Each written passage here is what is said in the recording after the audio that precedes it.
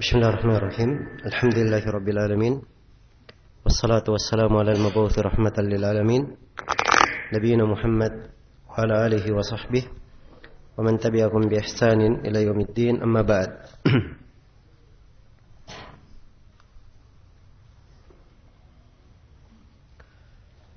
Baik, ini sesi yang ke-5 dari pembahasan kita mengkaji kitab Syarhus Sunnah karya Al-Imam Al-Muzani rahimahullahu ta'ala. Baik, kita masih dalam pembahasan berkaitan dengan sifat ketinggian dan ketegatan Allah subhanahu wa ta'ala. Telah kita terangkan penetapan sifat al-ulu, juga telah kita bahas seputar al-arsh. Kemudian pembahasan yang ketiga adalah pembahasan tentang sifat al-majd. Ya.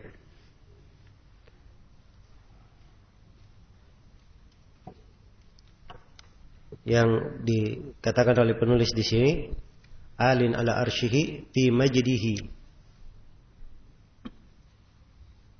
dengan keagungannya, fi majdihi. Ya. Baik. Al-majd itu sifat ya, dari sifat-sifat Allah Subhanahu wa taala. Dan dari Asmaul Husna, Allah Subhanahu wa taala dinamakan dengan nama Al-Majid. Dengan nama Al-Majid. Dan Al-Majid ini, nama Al-Majid terkandung di dalamnya sifat Al-Majid. Asal kata Al-Majid dalam bahasa Arab itu menunjukkan suatu hal yang banyak, yang luas. Iya. Hal yang banyak, yang luas. Dan juga dia mengandung makna kemuliaan dan kemurahan. Karena itu sebagian ulama menyimpulkan bahwa Al-Majd dari sisi makna memiliki dua makna.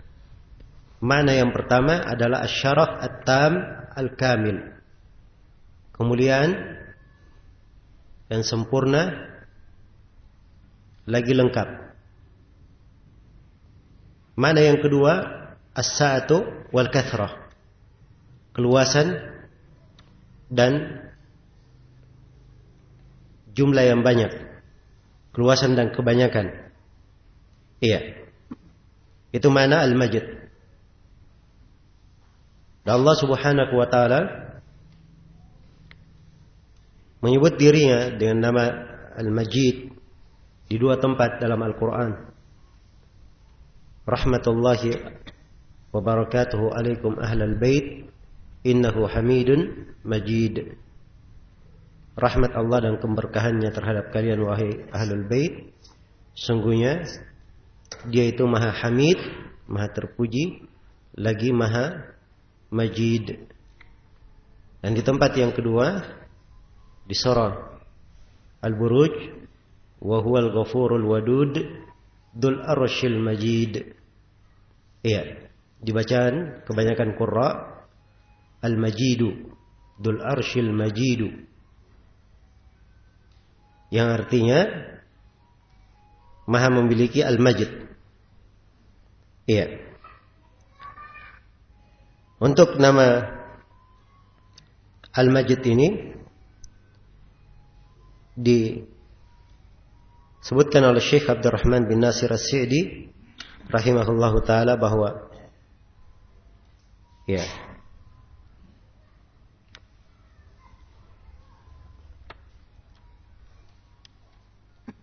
dia ada makna yang mirip dengan keagungan, kemuliaan, ya, sebab tidak ada yang lebih besar darinya dan tidak ada yang lebih agung dan lebih mulia. dari Allah Subhanahu wa taala. Dan Asy-Syaukani rahimahullah di Fathul Qadir beliau katakan Majid katsirul ihsan ila ibadihi bima yufidhuhu alaihim minal khairat. Banyak berbuat kebaikan kepada hamba-hambanya dengan mencurahkan berbagai kebaikan itu terhadap mereka. Iya. Maka ini dari sifat-sifat yang menunjukkan keagungan, kebesaran dan luasnya anugerah serta pemberian Allah Subhanahu wa taala. Iya, pemberiannya maha luas, keutamannya maha luas. Keagungan dan kebesarannya maha luas. Keagungan dan kebesarannya maha luas. Baik. Dan di sini dikatakan fi majdihi, di tengah majidnya. Dan ini ada kaitannya dengan sifat al-arsh yang telah kita terangkan di awal pembahasan. Di atas bacaan Dzul Arsyil Majidi, maka disifatkan dengan al-majid. Iya, di tengah keagungan dan kebesaran Allah Subhanahu wa taala yang memiliki arsy yang sangat besar. Iya. Baik, ini tentang sifat al-majid. Bidatihi, dengan zatnya. Ini penegasan dari penulis bahwa istiwa Allah Subhanahu wa taala di atas arsy-Nya itu adalah makna hakiki. Ketinggian Allah di atas arsy-Nya adalah ketinggian yang hakiki. Iya. Dan ini kaidah dasar ahli sunnah di dalam memahami sifat-sifat Allah. Mereka yakini bahwa sifat-sifat itu sebagaimana hakikatnya. Karena Al-Quran turun dengan lisan bahasa Arab. Diterangkan di dalam Al-Quranul Karim, iya, makna-makna, kalimat-kalimat diambil dengan lisan bahasa Arab. Allah firman, bilisanin Arabiyyin mubin, dengan lisan bahasa Arab yang sangat terang. Jadi kalau disebut sifat tangan dari sisi bahasa Arab, dipahami apa makna tangan. Sifat al-majid dalam bahasa Arab, dipahami apa sifat al-majid itu. Sifat istiwa dalam bahasa Arab, dipahami apa makna istiwa itu. Maka diyakini sebagaimana hakikatnya. Iya, adapun kaifiyat bagaimananya, ini dari hal yang ilmunya merupakan kekhususan Allah Subhanahu wa taala. Tidak diberitahukan kepada kita. Iya. Karena itu keliru orang-orang yang menuduh ahli sunnah bahwa ahli sunnah itu adalah mufawwidah. Tidak mengartikan, tidak memaknakan nama-nama dan sifat. Dan ini keliru. Iya. Arti dan makna dimaklumi secara bahasa. Ahli sunnah hanya menyerahkan berkaitan dengan masalah kaifiyat. Pembagaimanaannya ini dari ilmu gaib, tidak ada yang mengetahuinya kecuali Allah Subhanahu wa taala. Tapi kalau makna dari sifat-sifat itu semuanya dimaklumi dalam bahasa Arab. Tidak ada satu sifat pun yang Allah terangkan dalam Al-Quran dan hadits kecuali makna itu adalah makna yang dikenal dalam lisan bahasa Arab. Karena itu diuraikan oleh para ulama dan sudah berlalu. Ya, setiap nama kita uraikan makna-maknanya dari uraian para ulama, dari akar penggunaannya dalam bahasa Arab. Iya. Maka ini jalan ahli sunnah. Berbeda dengan ahli bidah. Ya, tatkala ahli sunnah menetapkan sifat tangan bagi Allah, mereka katakan tangan hakiki sesuai dengan kemuliaan dan kebesaran Allah. Yang jelas tidak serupa dengan apa? Makhluk. Ya, ini ahli sunnah dan mereka tutup semua pintu, tidak boleh bertanya bagaimana tangan Allah. Berbeda dengan ahlul bidah. Mereka kalau disebut sifat tangan, ya, langsung terpikir, oh ini tangan seperti tangan makhluk. Kalau begitu, di antara mereka ada yang berkata, tidak boleh kita tetapkan tangan seperti tangan makhluk. Ini tangan diartikan kekuasaan, diartikan kekuatan. Dan ini penafsiran yang batil. Iya. mengeluarkan kata itu keluar dari hakikatnya secara bahasa. Dan ini tidak dilakukan oleh as-salaf. Demikian pula ada yang malah mengatakan bahwa Allah memiliki tangan sama dengan tangan-tangan kita. Dan ini tashbih. Iya. Dan ini dua kelompok yang menyimpang di dalam pembahasan nama-nama dan sifat Allah Subhanahu wa taala. Iya. Karena itu ahli sunnah berada di pertengahan. Mereka tetapkan nama-nama dan sifat sesuai dengan kemuliaan dan kebesaran Allah, berkaitan dengan kaifiatnya. Iya. Pembagaimanaannya ini diserahkan kepada Allah Subhanahu wa taala. Berbeda dengan ahlul bidah, mereka tidak tetapkan nama atau sifat, atau dia tetapkan tapi dia serupakan Allah dengan makhluk. Dan ini dua jalan yang keliru, keluar dari jalan yang lurus, menyelisihi firman Allah Subhanahu wa taala, "Laisa kamitslihi syai'un wa huwas samiul basir." Allah tidak serupa dengan suatu apapun, dan dialah Allah yang maha mendengar lagi maha melihat. Iya. Baik, ini tentang sifat al-majid. Kemudian pembahasan yang keempat tentang sifat ad-dzat. Tentang sifat ad-dzat. Penulis berkata bidatihi, dengan zatnya. Ini kalimat ditegaskan oleh a'immah, oleh para ulama ahli sunnah di dalam buku-buku akidah mereka. Ya. Sebagai bentuk bantahan terhadap ahlul bidah. Sebagai bentuk bantahan terhadap ahlul bidah yang mengatakan bahwa Allah itu di mana-mana. Iya. Allah itu di mana-mana. Dan sebagian lagi mengatakan bahwa Allah di atas arsy-Nya itu bukan dengan zatnya, tapi maknanya saja. Iya. Maknanya saja. Maka ditegaskan oleh ahli sunnah bahwa Allah Subhanahu wa taala beristiwa di atas arsy-Nya bidatihi, dengan dirinya sendiri. Iya. Jelas ya, zatnya maha tinggi di atas arsy. Ini yang ditetapkan oleh ahli sunnah. Sebagaimana yang dijelaskan di dalam Al-Quran. Ya, di ayat-ayat istiwa, di ayat-ayat yang menjelaskan sifat ketinggian, dan juga di hadits-hadits Rasulullah sallallahu alaihi wasallam. Ini yang ditegaskan oleh ahli sunnah wal jamaah. Sesuai dengan apa? Jalan Al-Quran dan sunnah Rasulullah sallallahu alaihi wasallam. Karena hakikat dari sifat itu, ya, keadaan sifat itu adalah seperti hakikatnya. Allah sebut di atas arsy-Nya, maka di atas arsy-Nya dengan dzatnya. Jelas ya? Baik. Adapun sifat dzat itu sendiri, apakah ditetapkan bagi Allah sifat dzat? Jawabannya itu adalah hal yang sudah tentu, sudah jelas. Karena sifat-sifat itu tentunya tegak di atas dzat. Iya. Dan sebagian dari ulama kita, ya, menganggap mirip dzat ini dengan sifat an-nafs. Ya, yang disebutkan di dalam firman-Nya, ta'lamu ma fi nafsi wala a'lamu ma fi nafsik. Engkau maha mengetahui apa yang ada pada diriku. Ini dari ucapan Nabi Isa, disebut di akhir surah Al-Maidah. Engkau ya Allah maha mengetahui apa yang ada pada diriku, sedangkan saya tidak mengetahui apa yang ada pada dirimu. Ditetapkan diri bagi Allah Subhanahu wa taala. Iya. Demikian pula firman Allah Subhanahu wa taala, wa yuhadzirukumullahu nafsa. Dan Allah memperingatkan kepada kalian tentang dirinya. Walaupun sifat an-nafs dan sifat ad-dzat ini ada pembahasan dari sisi apakah dia dua sifat atau dianggap satu sifat.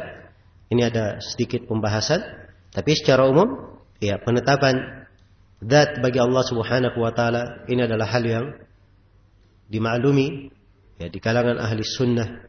Tidak ada silang pendapat tentang hal tersebut. Baik, selesai pembahasan tentang sifat ad-dzat. Kemudian setelah menjelaskan bahwa Allah maha tinggi dengan dzatnya di atas arsy-Nya, dengan keagungannya, maka penulis menjelaskan setelahnya, wa huwa danin bi'ilmihi min khalqihi. Dan dia Allah maha dekat dari makhluknya. Ya. Maha dekat dari makhluknya dengan ilmunya. Baik, di sini penulis menetapkan sifat kedekatan bagi Allah Subhanahu wa taala. Iya. Sifat kedekatan. Nah, dan ini ad-dunu, mendekat, itu ada penggunaannya di sebagian hadis. Ya, kalau di dalam ayat Al-Quran lebih tegasnya dengan lafadz qarib. Karena itu dari Asmaul Husna, Allah bernama apa? Al-Qarib, yang maha dekat. Wa idza sa'alaka ibadi anni fa inni qarib. Apabila hamba-hambaku bertanya tentangku, katakanlah sungguhnya aku maha dekat. Iya, maha dekat. Maka Allah Subhanahu wa taala maha dekat dari makhluknya. Iya, maha dekat dari makhluknya. Dan kedekatan Allah Subhanahu wa taala dari makhluk ini ya, diterangkan oleh penulis di sini bi ilmihi, dengan ilmunya. Kedekatan dengan apa? Ilmunya. Ya, maksudnya Allah beristiwa di atas arsy-Nya. Dan Allah mengetahui seluruh yang dilakukan oleh hamba. Dekat kepada hamba, mengetahui apa saja yang dikerjakan oleh hamba. Iya. Baik. Maka ini menunjukkan makna kedekatan Allah Subhanahu wa taala dari makhluk. Nah, karena itu di sini ada pembahasan yang kelima, keenam, dan ketujuh. Penetapan sifat kedekatan bagi Allah. Iya. Kedekatan Allah dari makhluk ini diterangkan di dalam ayat-ayat yang saya bacakan tadi tentang Al-Qarib, Al-Qurb, kedekatan Allah Subhanahu wa taala. Iya.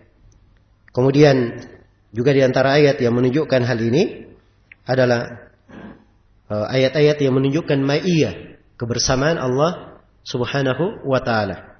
Nah, seperti firman Allah Subhanahu wa taala, "Alam tara anna Allah ya'lamu ma fis samawati wa ma fil ard. Ma yakunu min najwa thalathatin illa huwa rabi'uhum wa la khamsatin illa huwa sadisuhum wa la adna min dhalika wa la akthara illa huwa ma'ahum aina ma kanu. Thumma yunabbi'uhum bima 'amilu yawmal qiyamah. Innallaha bikulli syai'in alim." Iya.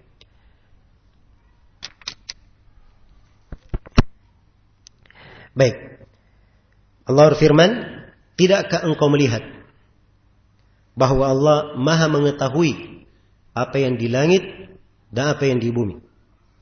Iya. Tidak ada dari sekelompok yang berbicara berbisik-bisik, tidak 3 orang kecuali Allah yang keempatnya. Tidak 5 orang kecuali Allah yang ke-6-nya.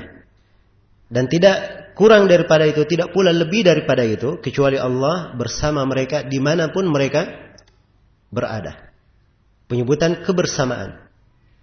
Ya, dan ini ayat, ya, ayat yang dipakai oleh ahlul bidah yang mengatakan bahwa Allah di mana-mana. Sebab mereka katakan bahwa dalam Al-Quran dikatakan, wa huwa ma'akum aina ma kuntum. Dialah Allah bersama kalian dimanapun kalian berada. Ya, dan ini kekeliruan dalam memahami ayat. Sebab kalau dia lanjutkan ayat ini, ayat menerangkan apa makna kedekatan Allah di sini. Kedekatan dengan zat atau kedekatan dengan ilmu?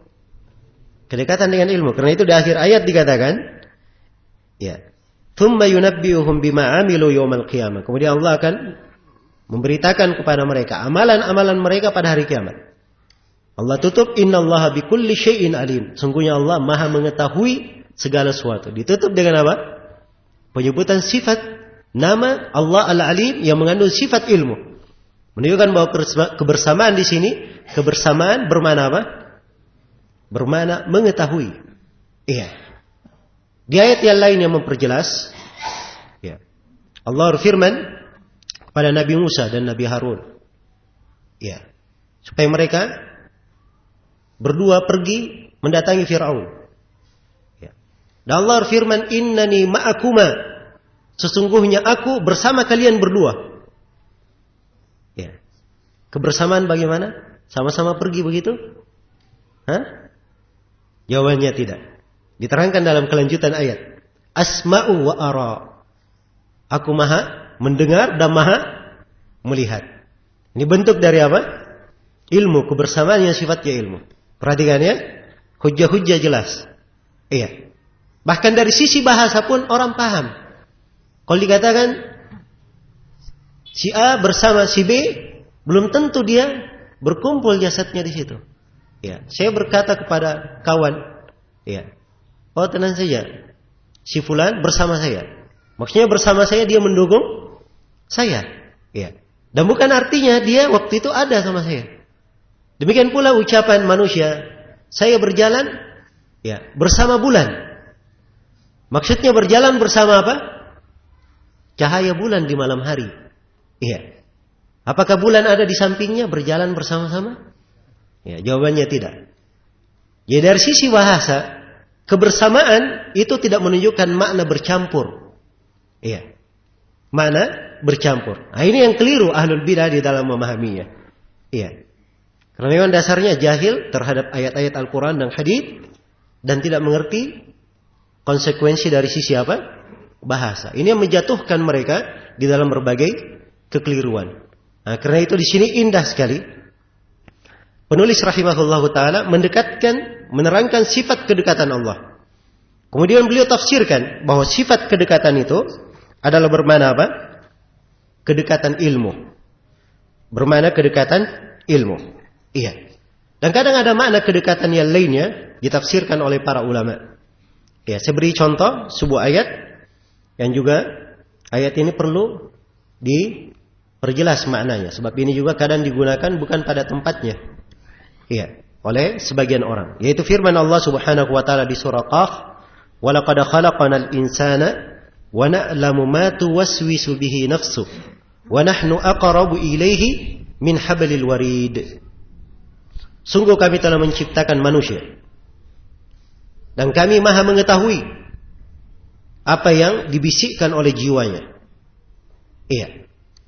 Dan sesungguhnya kami lebih dekat kepada manusia ini dari urat nadia. Kedekatan disebut di dalam ayat. Kedekatan apa? Iya. Kalau ahlul bidah, ya, sampai orang-orang wahdatul wujud menggunakannya bahwa Allah menyatu pada apa? Pada hamba. Iya. Ini semuanya dari keyakinan-keyakinan rusak. Tapi perhatikan bagaimana ahli sunnah mereka mengkompromikan, iya, dalil-dalil. Sebab ini ayat ditafsirkan dengan ayat-ayat lainnya. Iya. Karena itu mereka para ulama ahli sunnah ada dua penafsiran dalam ayat. Iya. Penafsiran yang pertama, kami lebih dekat kepadanya, itu kedekatan bermakna kedekatan ilmu. Kedekatan apa? Ilmu. Dan ini sudah kita terangkan dalil-dalilnya. Dan penafsiran yang kedua, ada yang mengatakan kedekatan di situ yang dimaksud kedekatan para malaikat. Allah telah menempatkan para malaikatnya berada di sisi setiap manusia mencatat amalan-amalannya. Iya. Maka apapun yang dia lakukan, malaikat sangat dekat mencatatnya. Dan apa yang dicatat oleh malaikat, iya, semuanya dengan perintah Allah. Apa yang dicatat oleh para malaikat, semuanya tidak keluar dari pengetahuan Allah Subhanahu wa taala. Ini dua penafsiran di kalangan ulama berkaitan dengan ayat. Maka dari sini jelas sekali tentang sifat kedekatan Allah Subhanahu wa taala. Pembahasan yang keenam, penetapan sifat ilmu. Ya, dan ini sudah berlalu ya di penyebutan nama Al-Alim yang menunjukkan tentang ilmu Allah Subhanahu wa taala. Dan di sini penulis tegaskan bahwa kedekatannya pada makhluk itu berkaitan dengan ilmu. Pembahasan yang ketujuh, ya, ini penggandengan antara sifat ketinggian dan sifat kedekatan.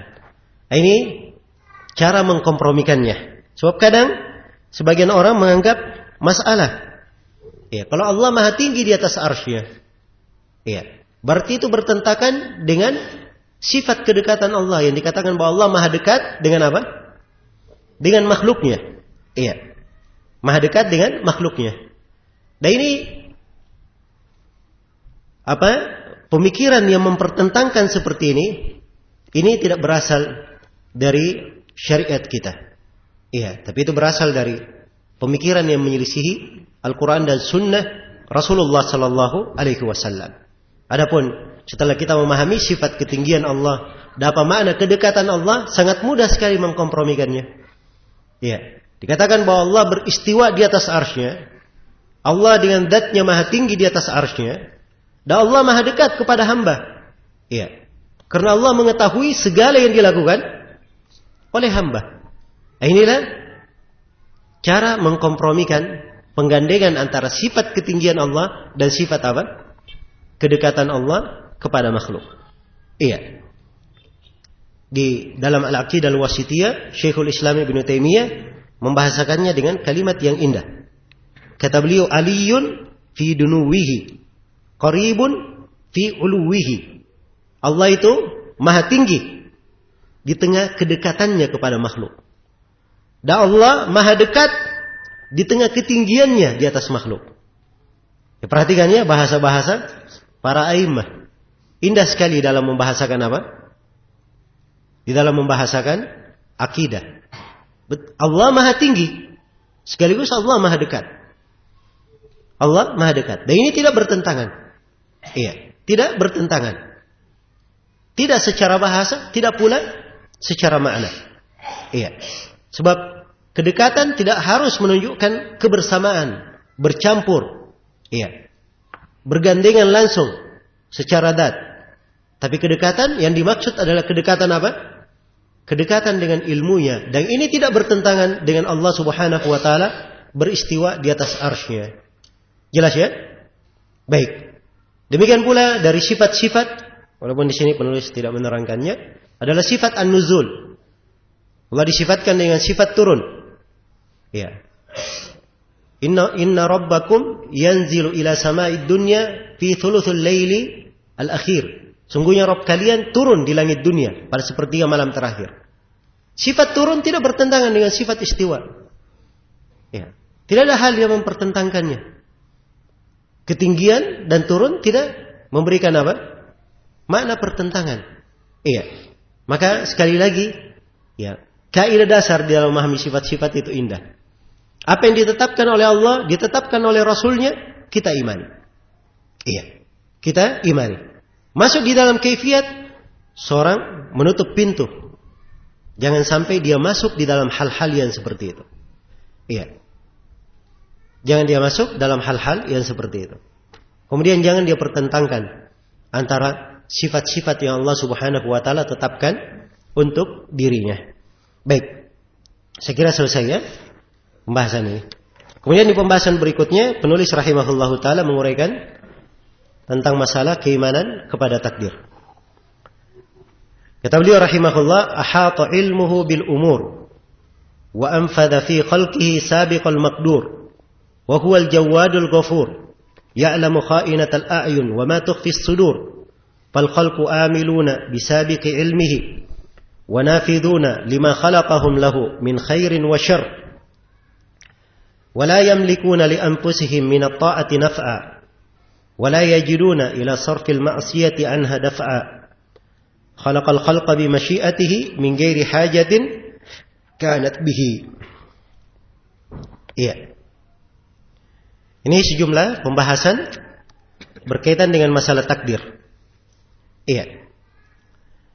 Kata penulis rahimahullah, ahata ilmuhu bil umur.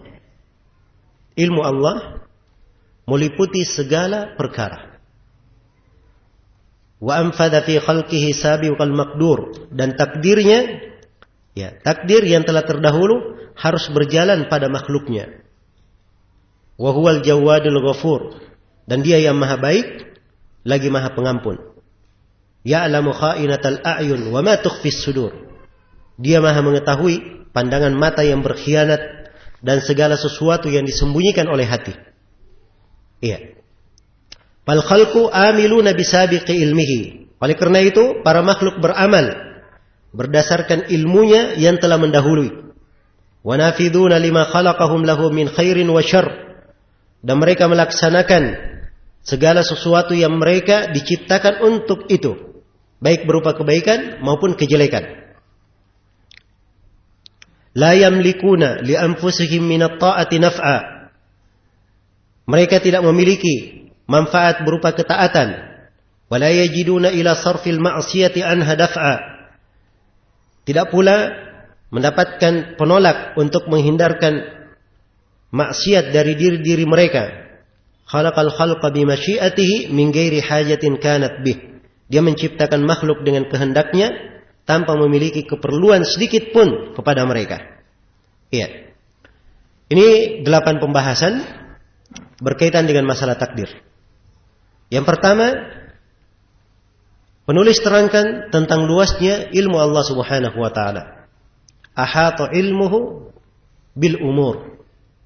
Ilmu Allah meliputi segala sesuatu. Iya. Kalau kita sudah masuk di pembahasan takdir, iya, harus diketahui bahwa al-qadar, takdir itu, iya, adalah suatu ketetapan yang sudah ditetapkan oleh Allah Subhanahu wa taala di tengah makhluk. Iya. Dan qadar, ya, dari sisi bahasa memiliki beberapa makna. Di antara maknanya adalah pengukuran, ya, mentakdir, mengkadarkannya, ya, ukuran sesuatu itu disebut qadar cara bahasa. Dan kadang diartikan pula qadar itu secara bahasa bermakna disempitkan. Sebab apa yang telah ditakdirkan berarti, ya, sudah diberikan ketentuan yang mengikatnya. Dan kadang al-qadar diartikan dengan al-qudrah, ya, kemampuan. Karena itu Imam Ahmad rahimahullahu taala, ya, di sebagian masail beliau dalam riwayat Ibnu Hani, beliau katakan al-qadar qadratullahi al-qadar qudratullahi 'alal ibad. Takdir itu adalah kemampuan Allah terhadap hamba. Iya.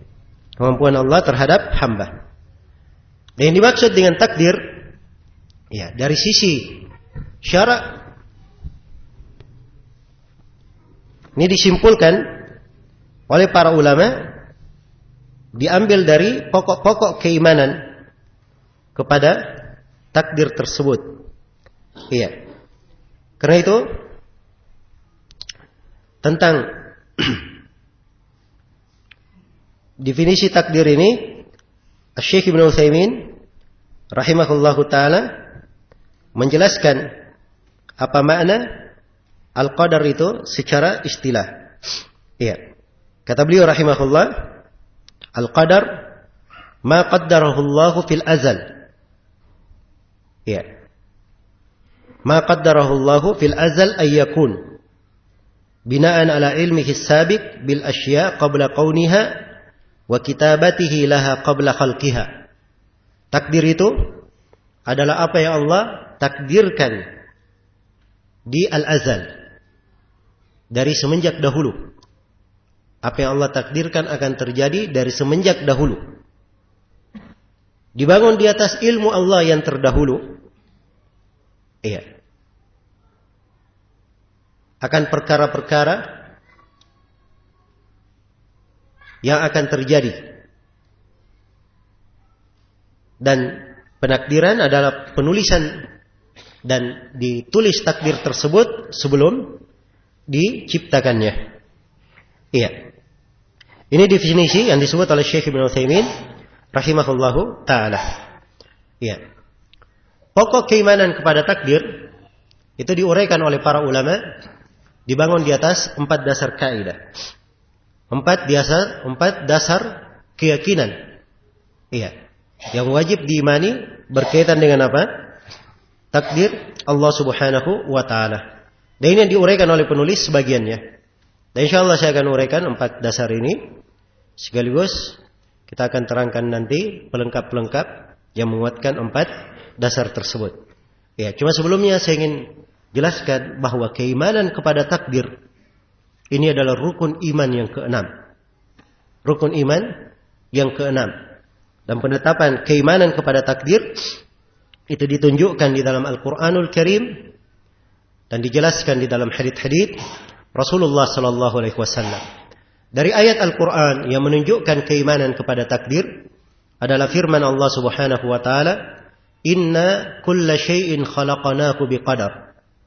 Iya, sungguhnya segala sesuatu itu kami ciptakan dengan penakdiran. Dan Allah Subhanahu wa taala berfirman, "Wa khalaqa kulla syai'in faqaddarahu taqdira." Dan Allah menciptakan segala sesuatu lalu menakdirkannya dengan sebenar-benar penakdiran. Ayat yang ketiga adalah firman Allah Subhanahu wa taala, "Wa kana amrullahi qadaran maqdura." Dan adalah perintah Allah itu merupakan takdir yang telah ditakdirkan. Ayat yang keempat adalah firman Allah Subhanahu wa taala, "Alladzi khalaqa fasawwa." Alladzi khalaqa fasawwa apa? "Walladzi qaddara fahada." Ya, yang mencipta lalu menyempurnakannya, dan yang menakdirkan lalu memberi hidayah. Jadi segala sesuatu ya ditakdirkan oleh Allah. Apa yang dicipta kemudian disempurnakan, Allah telah menakdirkannya. Allah telah menakdirkannya. Iya. Dan di dalam hadis Jibril, ketika ditanya, Jibril bertanya kepada Nabi, "Wa mal iman?" Apa itu iman?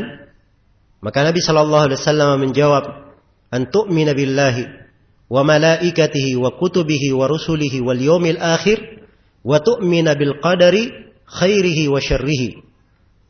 Iman itu adalah engkau beriman kepada Allah, beriman kepada para malaikat, beriman kepada para rasul, beriman kepada kitab-kitab, beriman kepada para rasul, dan beriman kepada hari akhirat, serta engkau beriman kepada takdir yang baik dan yang buruk. Ada 6. Ya, dan diperhatikan ya, keimanan kepada takdir ini. Disebutkan 6 rukun iman. Rukun iman yang pertama diletakkan kata kerja di depannya. Engkau beriman kepada Allah. Rukun iman yang kedua, ketiga, dan 4 serta yang kelima itu diikutkan kepada keimanan kepada Allah. Engkau beriman kepada Allah dan para malaikat dan apa? Kitab-kitab dan para rasul dan hari akhirat. Diikutkan kepada keimanan kepada Allah. Begitu masuk di pembahasan takdir, Nabi ulangi lagi kata kerjanya. Wa tu'mina bil qadari, dan engkau beriman kepada takdir yang baik dan yang buruk. Ini di uslub bahasa Arab menunjukkan makna penekanan. Makna penekanan. Dan memang iya, di antara penyimpangan akidah yang paling pertama terjadi di tengah umat ini adalah penyimpangan di dalam masalah takdir. Ya, di dalam masalah takdir tersebut. Inilah yang dilakukan oleh Ma'bad al-Juhani, ya, sehingga dia memasukkan kepada manusia hal yang jelek dari keyakinan batil terhadap takdir. Dia berkata al-amr unuf, perkara itu baru terjadi. Iya. Dan ia katakan bahwa sesuatu itu kalau baru terjadi, atau Allah baru tahu sesuatu itu kalau sesuatu itu telah terjadi. Sebelum terjadinya Allah tidak tahu. Iya. Ini ucapan siapa? Ma'bad al-Juhani. Maka ucapan ini dilaporkan kepada para sahabat. Didengarkan oleh Ibnu Umar radhiyallahu taala anhu. Maka Ibnu Umar bersumpah, "Walladzi nafsu Ibnu Umar biyadih." Demi yang jiwa Ibnu Umar berada di tangannya. Ya, atau beliau berkata sebelumnya, "Idza laqita haula fa akhbirhum anni bari'un minhum wa innahum bara'u minni." Kalau engkau menjumpai mereka, maka kabarkan kepada mereka bahwa saya Ibnu Umar berlepas diri dari mereka dan mereka berlepas diri dari saya.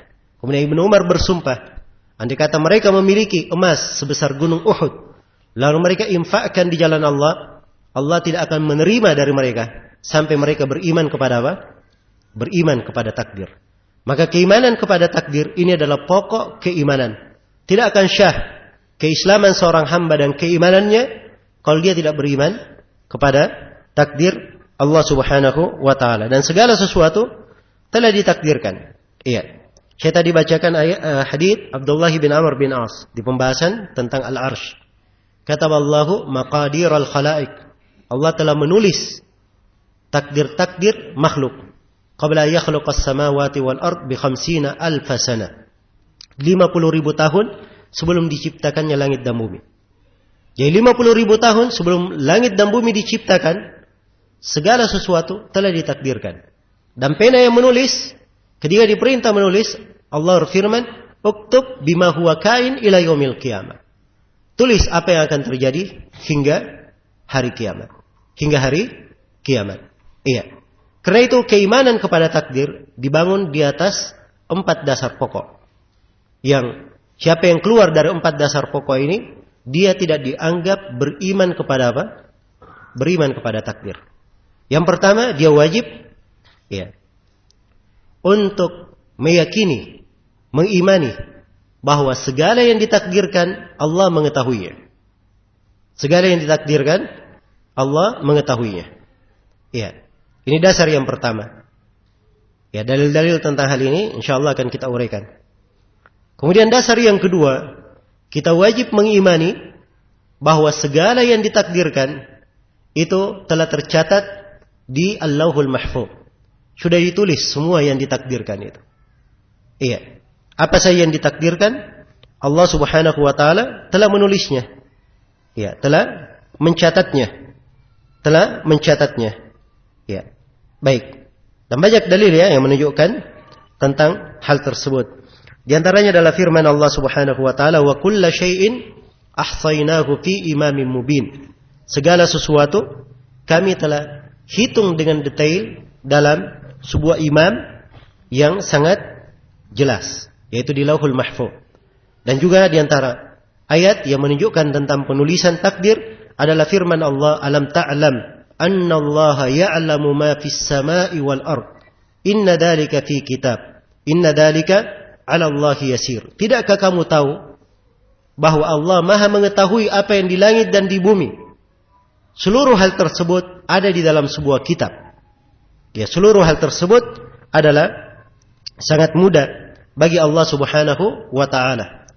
Dan Allah Subhanahu wa taala berfirman, "Wa 'indahu mafatihul ghaib la ya'lamuha illahu wa ya'lamu ma fil barri wal bahr wa ma tasqutu min waraqatin illa ya'lamuha wa la habbatin fi dhulumatil ardi wa la ratabin wa la yabisin illa fi kitabim mubin."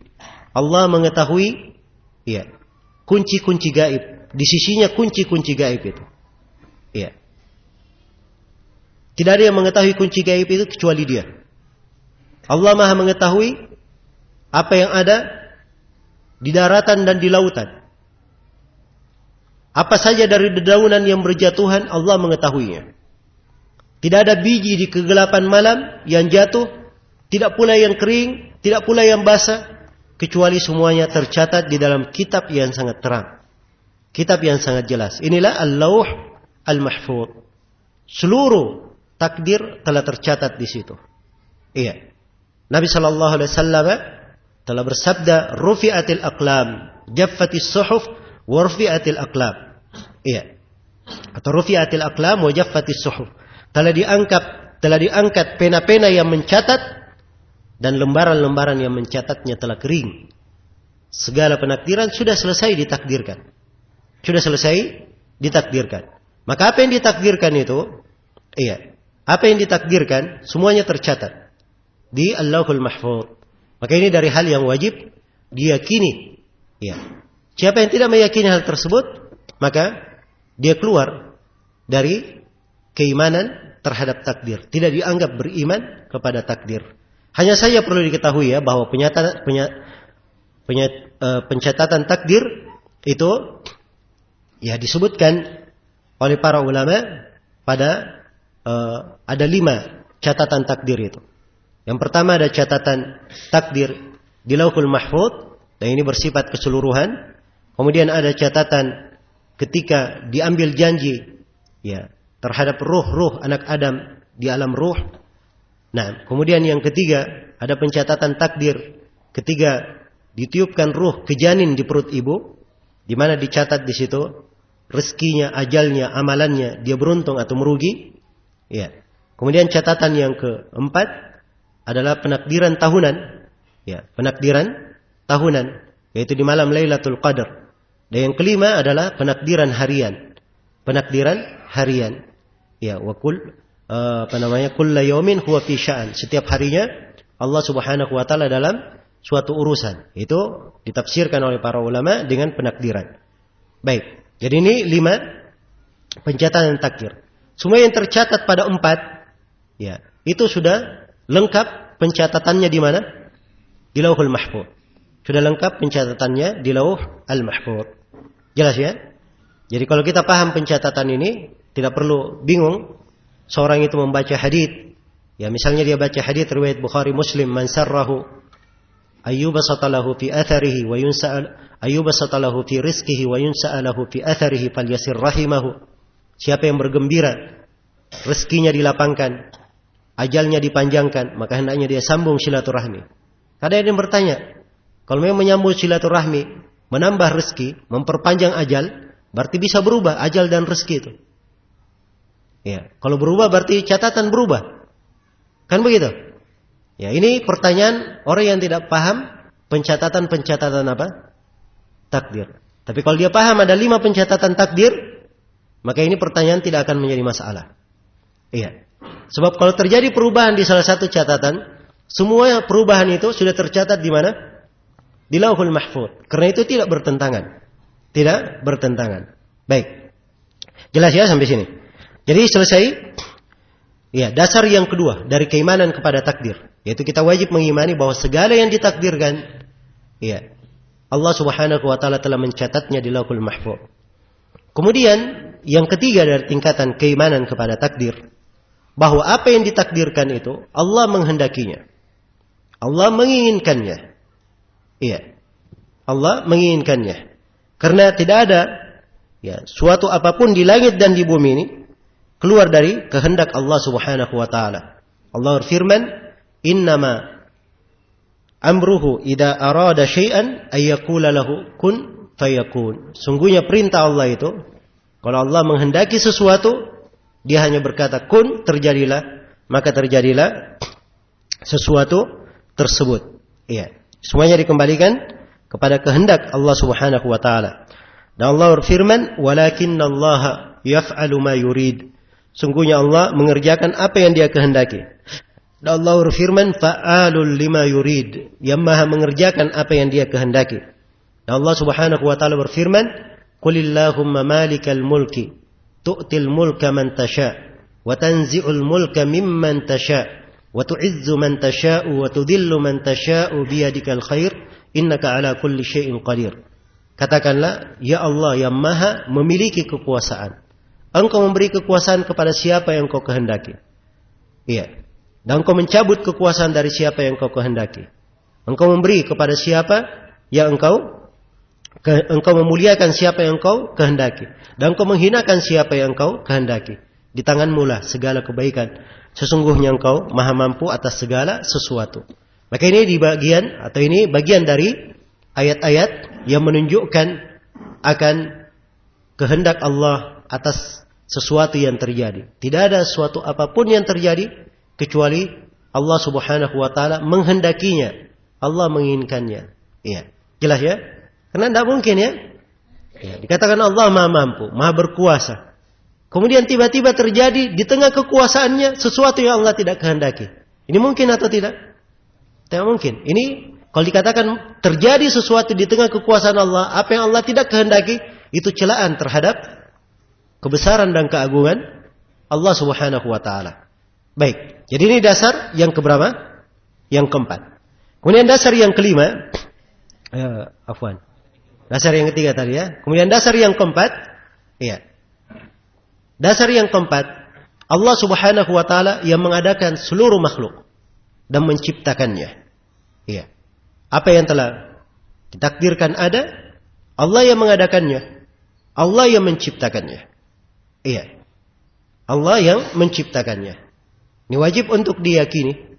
Karena Allah telah berfirman, "Wa khalaqa kulla syai'in faqaddarahu taqdira." Allah menciptakan segala sesuatu, lalu menakdirkannya dengan sebenar-benar penakdiran. Dan Allah berfirman, "Inna kulla syai'in khalaqnahu biqadar." Sungguhnya segala sesuatu itu kami ciptakan dengan takdir. Sebutkan penciptaan. Dan Allah berfirman, "Khaliqu kulli syai'." Allah mencipta segala sesuatu. Allah mencipta segala sesuatu. Dan Allah Subhanahu wa taala berfirman, "Wallahu khalaqakum wa ma ta'malun." Allah yang menciptakan kalian dan amalan kalian. Dan di dalam hadits Hudzaifah bin Yaman diriwayatkan oleh Imam Al-Bukhari di Khalqi Af'alil Ibad dan diriwayatkan pula oleh Imam Ad-Darimi dan selainnya, Rasulullah sallallahu alaihi wasallam bersabda, "Innallaha khaliqu kulli sani'in wa sun'atah." Sesungguhnya Allah menciptakan setiap orang yang membuat dan buatannya. Jadi si pembuat dan apa yang dia buat semuanya adalah apa? ciptaan Allah Subhanahu wa taala. Baik, maka ini 4 dasar yang wajib diimani. Sehingga seorang itu dikatakan benar keimanannya terhadap apa? Terhadap takdir. 4 dasar ini diuraikan oleh penulis ya, di dalam kalimat-kalimat beliau menguraikan takdir di sini. Walaupun ya beliau penggal-penggal ya, ada beberapa pembahasan. Tapi kita akan lihat ya di sela-sela uraian penulis rahimahullah. Baik, pembahasan yang pertama saya garis bawahi adalah keluasan ilmu Allah. Kata penulis, ahata ilmuhu bil umur. Ini tingkatan keimanan kepada takdir yang pertama. Kita wajib mengimani bahwa segala yang ditakdirkan Allah mengetahuinya. Tidak keluar dari ilmu Allah. Iya, karena Allah Maha mengetahui apa yang telah terjadi. Allah Maha mengetahui apa yang sedang terjadi. Dan Allah Maha mengetahui apa yang akan terjadi. Iya, apa yang akan terjadi. Iya, apa yang harus terjadi, mungkin terjadi, mustahil terjadi, Allah Maha mengetahuinya. Allah Maha mengetahuinya.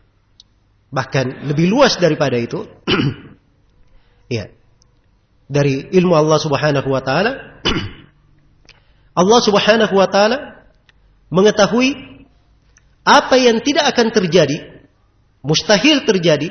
Andai kata terjadi, bagaimana terjadinya, Allah mengetahuinya. Iya. Ini menunjukkan keluasan ilmu atau tidak? Iya. Menunjukkan ilmu yang sangat luas sekali. Tidak ada akhir dan ukurannya. Iya. Dan ini disebutkan di dalam Al-Quranul Karim. Iya. Di antaranya adalah firman Allah Subhanahu wa taala tentang penduduk neraka. Walau tara idh wuqifu 'alan nari faqalu ya laitana nuraddu wa la nukadziba bi ayati rabbina wa nakuna minal mu'minin. Andai kata engkau melihat bagaimana mereka dihadapkan di api neraka. Ini penduduk neraka ya. Apa kata mereka penduduk neraka ini?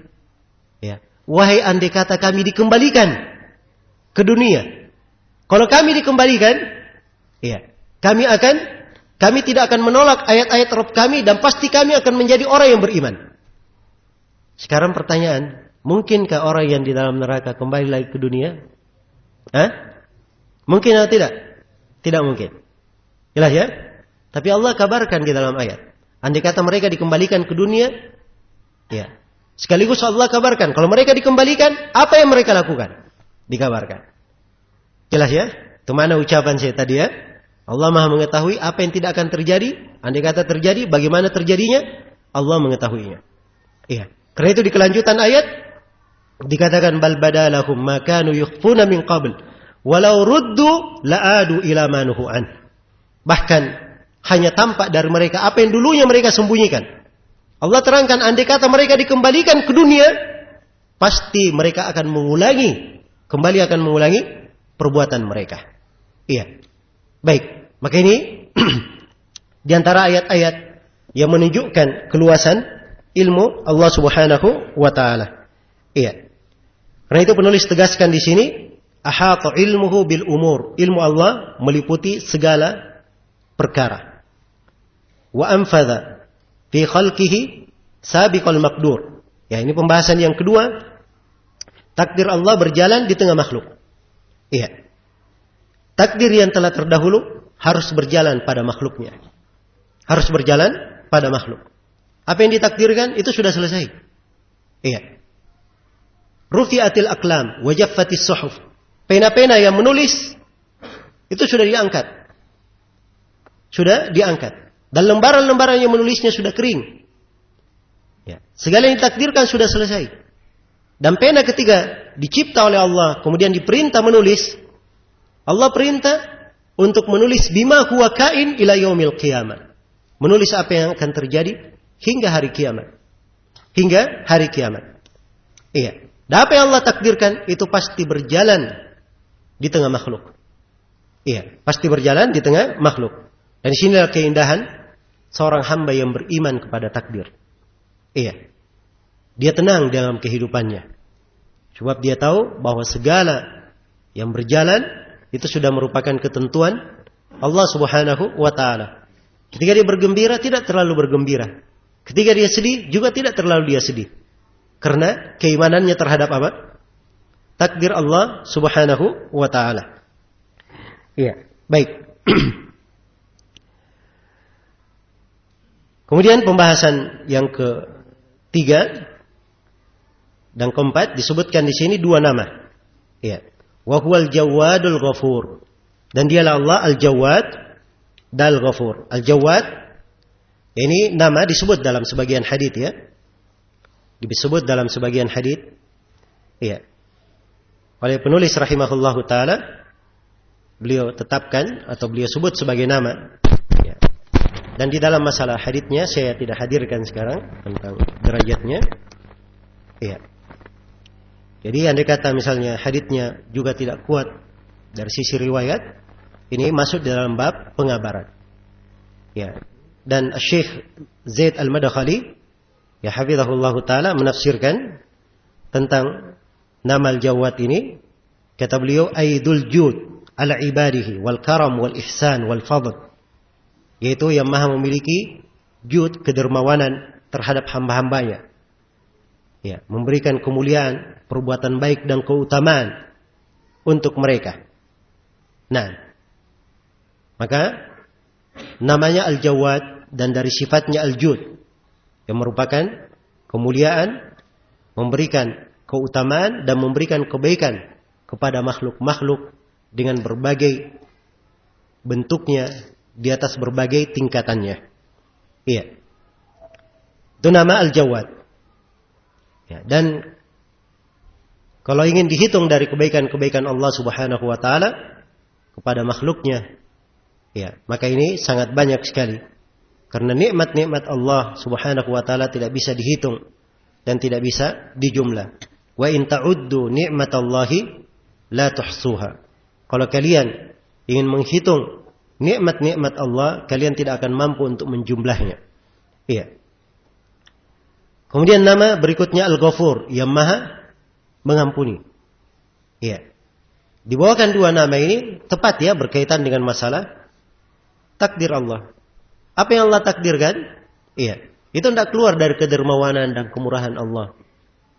Dan Allah maha pengampun. Ya, maha mengampuni apa yang terjadi pada hambanya. Ya. Dari perbuatan-perbuatan yang keliru, perbuatan-perbuatan dosa. Apabila dia bertobat kepada Allah Subhanahu wa taala. Iya, Al-Ghafur. Nama Al-Ghafur, iya, Al-Ghafur artinya yang maha mengampuni. Iya. Yang maha mengampuni. Dan nama ini dalam Al-Qur'an, ya, Al-Ghafur, ya, datang dalam lafaz Al-Ghafur, nama Al-Ghafur, ada nama Al-Ghafir dan ada nama Al-Ghaffar. Iya, ini semuanya dari kata Al-Ghafar. Dan Al-Ghafar secara bahasa itu ada artinya menutupi, yang memberikan tirai. Iya. Karena seorang hamba yang diampuni ditutupi kesalahannya. Iya, ditutupi kesalahannya. Nah, nama Al-Ghafur disebutkan dalam Al-Quran 91 kali. Dan nama Al-Ghaffar disebutkan dalam 5 ayat. Disebut dalam 5 ayat. Ya, dan nama Ghafir disebut satu tempat, di satu tempat dalam Al-Quran. Ghafirid dambi, yang maha mengampuni dosa. Iya. Maha mengampuni dosa. Allah Subhanahu wa taala maha memberikan ampunan kepada hamba. Ya, dan pengampunan Allah Subhanahu wa taala sangat luas. Ya, diberikan kesempatan untuk hamba tersebut bertobat kepadanya, memohon ampun kepadanya. Iya. Dan Allah mengampuni seluruh dosa. Qul ya ibadiyalladzina asrafu ala anfusihim la taqnatu min rahmatillah. Innallaha yaghfirudz dzunuba jami'a innahu huwal ghafurur rahim. Katakanlah wahai Nabi Muhammad, sampaikan kepada mereka firman Allah, wahai hamba-hambaku yang melampaui batas terhadap dirinya, jangan kalian berputus asa dari rahmat Allah. Sesungguhnya Allah mengampuni segala dosa. Sesungguhnya Allah maha memberi pengampunan. dan Maha merahmati. Iya. Baik. Maka Allah Subhanahu wa taala Maha memberikan ampunan. Dan Allah berfirman, "Wa inni laghaffarun liman taba wa amana wa amila salihan tsumma ihtada." Sesungguhnya aku Maha mengampuni. Iya. Siapa yang bertobat, beriman dan beramal salih. Kemudian dia selalu berada di atas hidayah.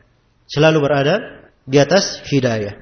Maka Allah Subhanahu wa taala disifatkan dengan sifat pengampunan. Iya. Dan Allah mencintai pengaruh sifat-sifatnya di tengah makhluk. Karena itu Allah memaafkan siapa yang berbuat dosa di antara makhluknya. Ya, dan dari pengaruh sifat ini, andai kata makhluk tidak ada yang berbuat dosa, maka akan diganti dengan makhluk yang lain. Iya, akan diganti dengan makhluk yang lain, didatangkan makhluk yang lain yang mereka berbuat dosa, kemudian Allah mengampuninya. Kemudian Allah mengampuninya. Iya. Dan dari sifat pengampunan Allah Subhanahu wa taala ini menunjukkan kebaikan, kedermawanannya dan berbagai keutamannya untuk makhluk. Ya. Dan kalau digandengkan dengan hal ini, bukan artinya seseorang itu larut di dalam makna dia merasa diampuni pada segala perkara, sehingga dia bergampangan di dalam dosa, ya, bergampangan jatuh di dalam maksiat. Tapi ini penggambaran bagaimana luasnya rahmat Allah bagi hamba-hamba yang jatuh di dalam kekeliruan. Adapun mereka yang bergampangan dengan dosa, Allah Subhanahu wa taala telah menyebutkan dari sifatnya syadidul iqab, sangat keras siksaannya. Iya, sangat keras siksaannya. Dan ada sifat-sifat keagungan Allah Subhanahu wa taala, kebesarannya yang hendaknya diingat oleh seorang hamba. Baik, ini tentang nama Al-Ghafur. Kemudian dibawakan ayat di sini, dipenggal ayat oleh penulis. Ya, ayat dari surah Ghafir, ya'lamu kha'inatal a'yun wa ma tukhfis sudur. Dan ayat ini masih menerangkan akan keluasan ilmu Allah. Iya. Dan Allah Maha mengetahui kha'inatal a'yun, pandangan mata yang berkhianat. Iya. Di pandangan mata yang berkhianat, yang melihat kepada hal yang tidak dihalalkan. Iya. Walaupun dia melirik, ya, melirik, tidak ada yang melihatnya, tapi Allah mengetahui lirikannya, ya, pandangannya yang berkhianat itu Allah Maha mengetahuinya. Iya, Allah Maha mengetahuinya. Nah, wa ma tukhfis sudur, dan Allah Maha mengetahui apa yang disembunyikan di dalam hati. Boleh saja seorang itu menyembunyikan apa yang dalam hatinya kepada makhluk, tidak menampakkannya. Ya, bahkan kadang dia tampilkan hal yang berbeda dengan apa yang ada di dalam hatinya. Tetapi di sisi Allah Subhanahu wa taala itu tidak bermanfaat. Karena apa yang ada di dalam hati diketahui oleh Allah Subhanahu wa taala. Iya, dan ini dari keluasan ilmu Allah Subhanahu wa taala. Iya. Jadi kalau semua dari dua hal ini telah dimaklumi, bahwa ilmu Allah meliputi segala sesuatu, takdirnya pasti berjalan di tengah makhluk, maka sini penulis rahimahullah berkata, fal khalqu amiluna bisabiqi ilmihi. Iya. Makhluk itu beramal, ya. Oleh karena itu para makhluk beramal berdasarkan ilmunya yang telah mendahului. Iya. Allah telah mengetahui bahwa hamba ini ditakdirkan berbuat begini, berbuat begitu. Ilmu Allah yang telah terdahulu. Iya. Ilmu Allah yang telah terdahulu. Maka apa yang telah ditetapkan dengan ilmu Allah, ditakdirkan dengan ilmu Allah, itulah yang pasti dilakukan oleh siapa? Oleh makhluk. Tidak mungkin dia beramal keluar dari ilmu Allah Subhanahu wa taala. Iya. Dan ini memang di kalangan orang-orang Qadariyah terdahulu, orang-orang yang menyimpan di pembahasan takdir, mereka mengingkari ilmu Allah. Seperti bahasa Ma'bad al-Juhani tadi, iya, bahwa ketika sesuatu itu terjadi, Allah baru tahu. Sebelum terjadinya Allah tidak tahu. Allah tidak tahu. Ya, dan ini kekafiran ya, yang nyata sebab dia mengingkari apa? Mengingkari ilmu Allah Subhanahu wa taala. Karena itu diibarat-ibarat. Ya, para penulis pertama dari as-salaf, ya, mereka bahasakan bahwa seluruh makhluk itu berjalan, ya, beramal berdasarkan ilmu yang telah mendahului. Ilmu yang telah mendahului. Baik. Kemudian kata penulis rahimahullah, wa nafiduna lima khalaqahum lahu min khairin wa syarr. Iya. Min khairin wa syarr. Baik, itu sudah selesai ya, seluruh amalan makhluk berdasarkan takdir Allah. Kemudian yang pembahasan yang keenam, ketaatan dan kemaksiatan telah ditakdirkan. Iya. Nafiduna lima khalaqahum lahu min khairin wa syarr. Dan mereka melaksanakan segala sesuatu yang mereka dicipta untuk itu. Dicipta untuk itu. Memang dicipta untuk apa? Untuk menjalani apa yang telah ditakdirkan untuknya. Iya. Kita semuanya dicipta untuk menjalani apa yang ditakdirkan untuk kita. Karena itu, sebagian sahabat datang kepada Nabi sallallahu alaihi wasallam, ya bertanya, ya, dia berkata, ya Rasulullah, apakah yang kita kerjakan ini sesuatu yang telah selesai penakdirannya atau bagaimana? Iya. Kata beliau, bahkan sesuatu yang sudah selesai penakdirannya. Maka sahabat ini bertanya, kalau begitu untuk apa kita beramal? Kalau sudah semuanya ditakdirkan. Kata Nabi, i'malu fakullun muyassarun lima khuliqalah. Beramallah kalian, semua orang akan dimudahkan, ya, terhadap apa yang ia diciptakan karenanya. Terhadap takdir yang memang ia diciptakan untuk melaksanakan takdir tersebut. Jelas ya? Dan ini wejangan yang sangat indah dari Nabi sallallahu alaihi wasallam. Iya. Karena itu dari kaidah di pembahasan takdir tidak boleh dipertentangkan antara takdir Allah dan perintah syariat. Iya. Tidak boleh dipertentangkan. Harus dikompromikan antara takdir dan apa? Perintah syariat. Takdir semuanya telah ditakdirkan. Ya. Tapi apakah ada yang tahu apa yang ditakdirkan baginya? Hah? Pertanyaan, ada yang tahu di sini apa yang ditakdirkan untuknya? Ya, kita setelah pelajaran ini, ya, apakah masih hidup atau meninggal, ada yang tahu? Enggak ada yang tahu apa yang ditakdirkan baginya. Jelas ya? Kalau tidak ada yang tahu apa yang ditakdirkan baginya, ya, maka itu tidak bertentangan dengan makna perintah-perintah syariat. Allah telah mengutus seorang Rasul kepada kita, menurunkan Al-Quran sebagai pedoman untuk kita. Iya. Ada perintah, ada larangan. Jelas ya? Ya. Kita diperintah untuk mengikutinya. Maka laksanakan perintah tersebut dan imani adanya takdir. Selesai.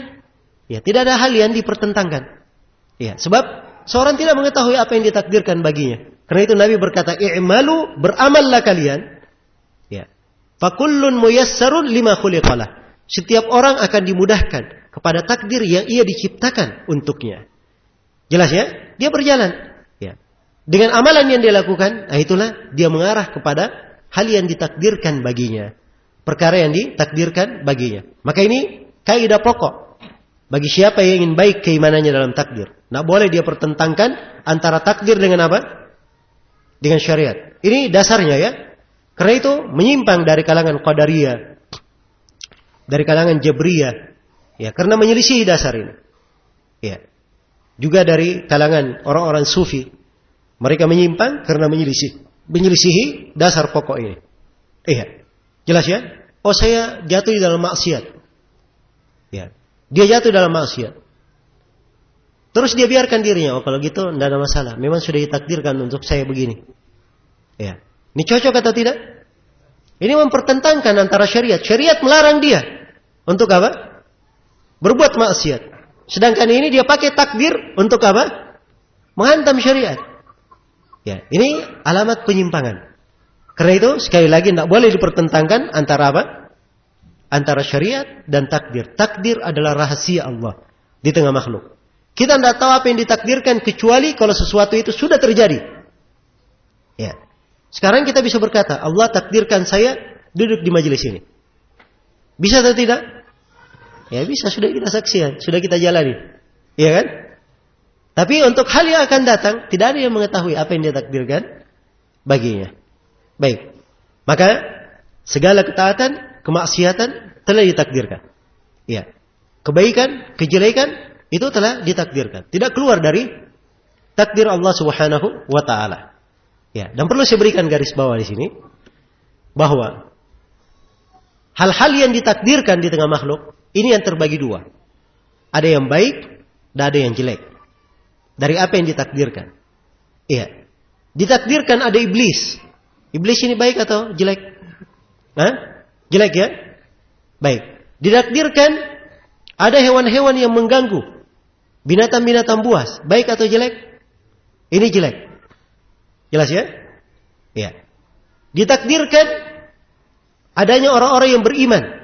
Ini baik atau jelek? Ini baik. Iya.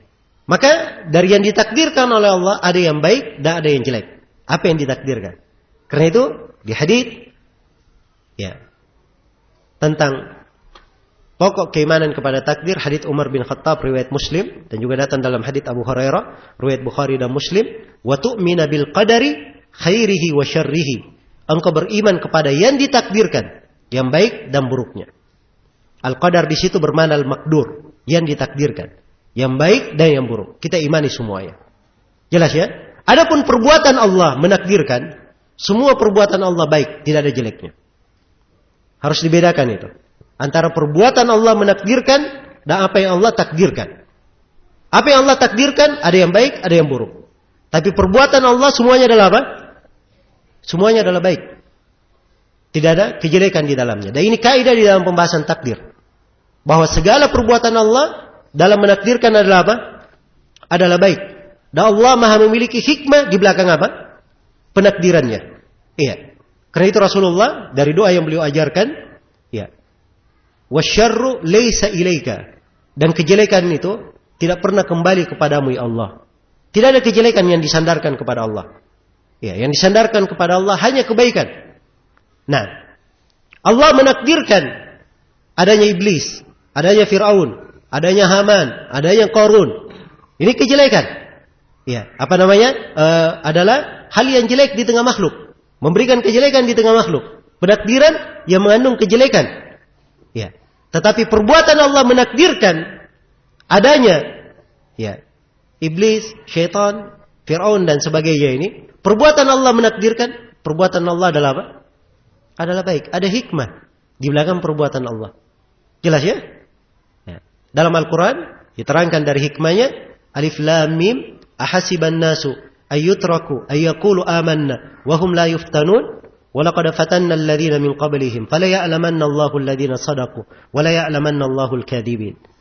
Apakah manusia menyangka mereka dibiarkan begitu saja berucap kami beriman dan mereka tidak diuji?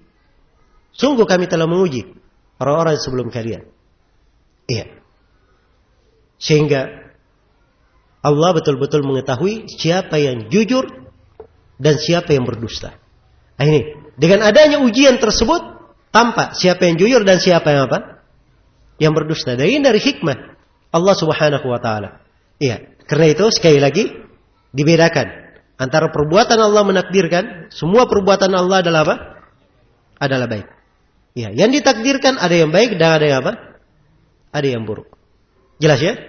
Ini kalau dipahami insyaallah akan indah untuk seorang hamba. Iya. Membantunya untuk istiqamah di dalam memahami pembahasan takdir. Membantunya untuk istiqamah memahami pembahasan takdir. Jadi kata penulis wa nafiduna lima khalaqahum lahu min khairin wa syarr. Kemudian kata beliau la yamlikuna li anfusihim min at-ta'ati naf'a wa la yajiduna ila sarfil ma'siyati anha daf'a. Iya. Kata beliau iya. Bagi diri-diri mereka tidak memiliki manfaat apapun berupa ketaatan. Tidak mampu dia berikan manfaat untuk dirinya melakukan ketaatan. Kalau tidak ditakdirkan. Iya. Demikian pula sebaliknya. Tidak dapat. Iya. Tidak pula mendapatkan penolak untuk menghindari maksiat-maksiat dari diri-diri mereka. Jadi kalau Allah takdirkan mereka jatuh dalam maksiat, tidak ada yang bisa menolaknya. Sebab itu sudah apa? Sudah ditentukan. Sudah ditakdirkan. Iya. Karena itu dari nasihat yang agung dari Nabi Sallallahu Alaihi Wasallam kepada Ibnu Abbas, ya, yang waktu itu masih anak muda, diajarkan kepada Ibnu Abbas beberapa kalimat yang agung. Di antaranya Nabi Sallallahu Alaihi Wasallam bersabda kepadanya, ya, wa'lam annal ummata law ijtama'at ala an yanfa'uka bi syai'in la yanfa'uka illa bi syai'in qad katabahu Allahu lak. Wa in ijtama'u ala an yadhurruka bi syai'in la yadhurruka illa bi syai'in qad katabahu Allahu 'alaika. Rufi'atil aqlam wa jaffatis suhuf. Kata Nabi sallallahu alaihi wasallam kepada Ibnu Abbas, ketahuilah, andai kata seluruh umat bersatu padu ingin memberikan manfaat kepada engkau, mereka tidak akan mampu memberi manfaat kepada engkau kecuali apa yang Allah telah gariskan itu engkau dapatkan. Iya. Demikian pula andai kata mereka bersatu padu ingin memberikan bahaya kepadamu, mereka tidak akan mampu memberi bahaya kepadamu kecuali apa yang Allah telah tetapkan menimpamu. Rufi'atil aqlam, pena-pena telah diangkat dan lembaran-lembaran yang mencatat telah kering. Perhatikan ya bagaimana ya penanaman tauhid dari Nabi sallallahu alaihi wasallam untuk Ibnu Abbas yang masih kecil. Masih anak muda, diajari oleh Rasulullah sallallahu alaihi wasallam keyakinan yang sangat indah. Iya, akidah yang sangat kuat. Nah, baik. Kemudian pembahasan yang berikutnya, pembahasan yang ketujuh, penciptaan makhluk adalah berdasarkan kehendak Allah. Khalaqal khalqa bimasyiatihi. Dan ini tingkatan yang ketiga tadi ya dari pembahasan takdir. Itu segala yang ditakdirkan, apa yang Allah ciptakan itu dengan apa? Dengan kehendaknya, tidak keluar dari kehendak Allah Subhanahu wa taala. Iya. Baik. Tidak ada yang keluar dari kehendak Allah Subhanahu wa taala. Min ghairi an ghairi hajatin kanat bihi. Dan ini pembahasan yang ke-8, Allah tidak perlu kepada makhluk. Iya, tanpa memiliki keperluan sedikit pun kepada mereka.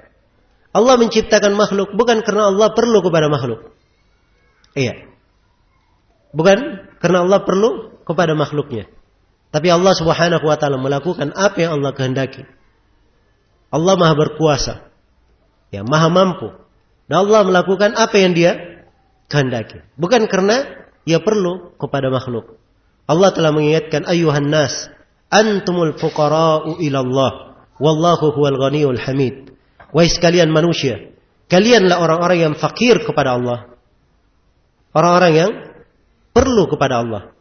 Iya. Adapun Allah, Dia adalah Maha Kaya lagi Maha Terpuji. Maha Kaya dan Maha Terpuji. Makhluk ini ya disebutkan di dalam hadits qudsi. Ya. Andai kata, ya ibadi, wahai hamba-hambaku, andai kata awal kalian, akhir kalian, jin kalian, manusia kalian berkumpul di suatu tempat dan setiap dari mereka meminta kepadaku lalu aku berikan permintaannya, itu tidak mengurangi kekuasaanku sedikit pun. Iya. Jelas ya? Dan dikata mereka semuanya berada di dalam, semuanya jin dan manusia yang awal dan akhirnya semuanya di atas kefajiran. Ya, orang yang paling fajir, maka itu tidak mengurangi apa? Kekuasaan, kebesaran Allah Subhanahu wa taala sama sekali. Iya. Maka Allah tidak perlu kepada makhluk. Dan ini digambarkan di sini oleh penulis rahimahullahu taala untuk menegaskan. Iya, untuk menegaskan bahwa kehendak Allah Subhanahu wa taala itu berjalan di tengah makhluknya. Berjalan di tengah makhluknya, tidak ada yang bisa menolaknya. Tidak ada yang bisa menolaknya. Baik, ini beberapa sudut pembahasan dari penulis rahimahullahu taala berkaitan dengan masalah takdir.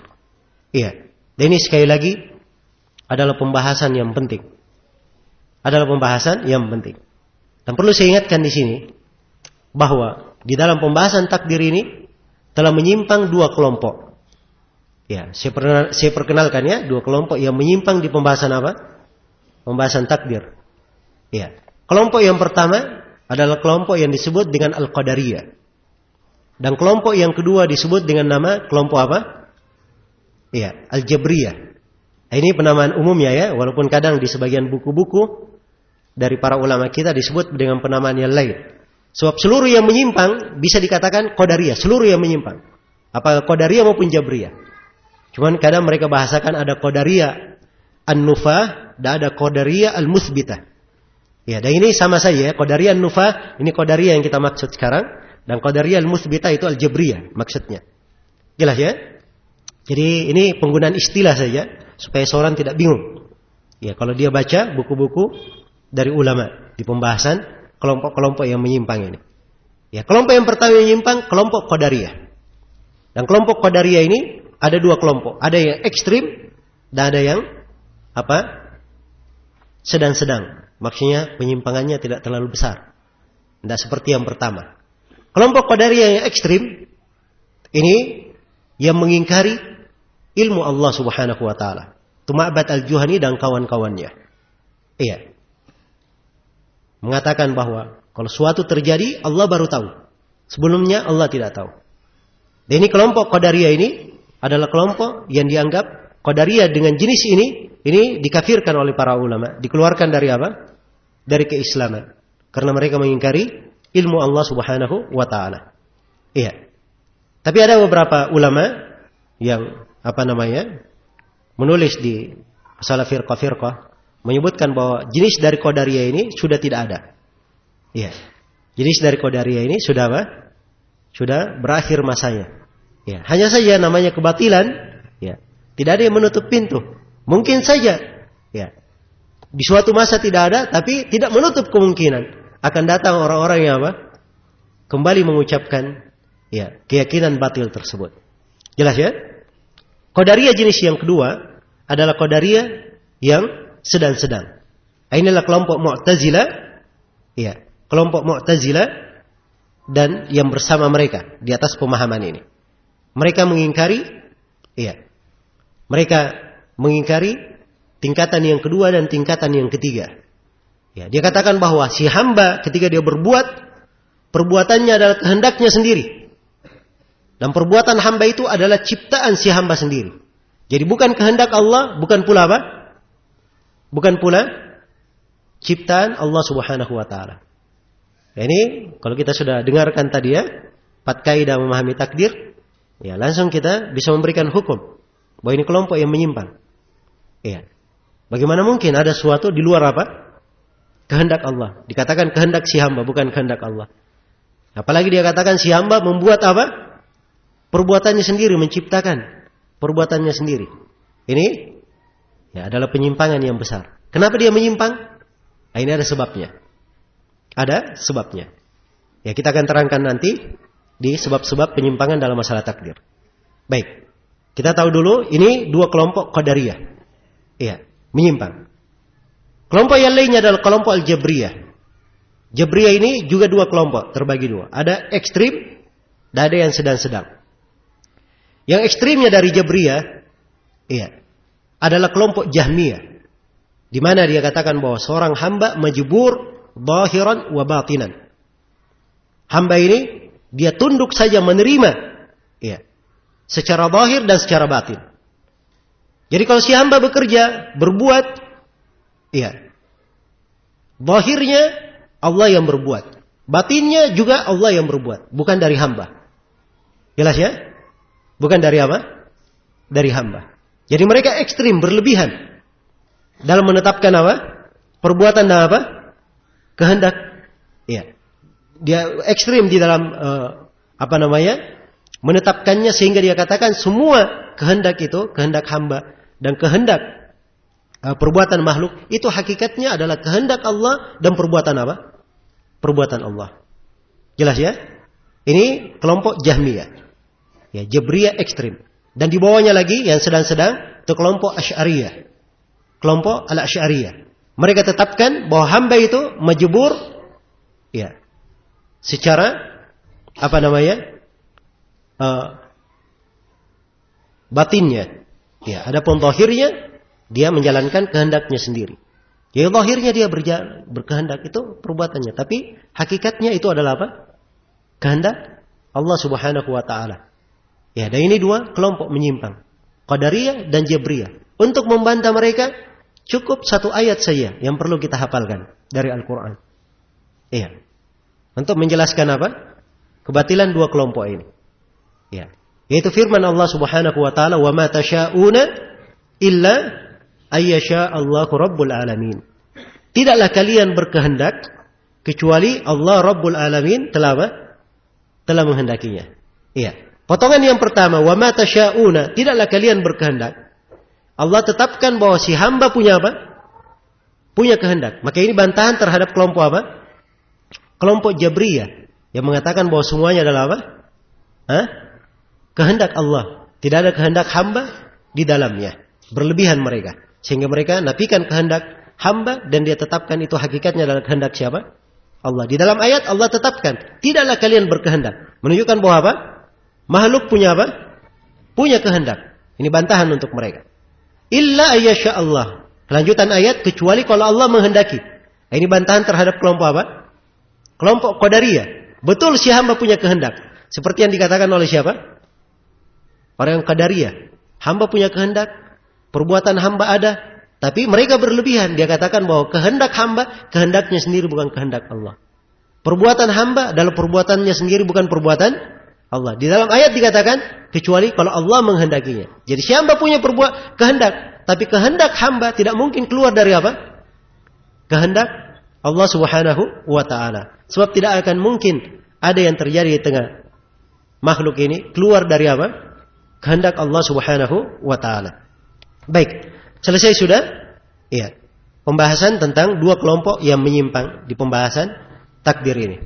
Ya, kemudian perlu diketahui bahwa kelompok-kelompok yang menyimpang di pembahasan takdir ini itu ada sebab-sebab penyimpangannya.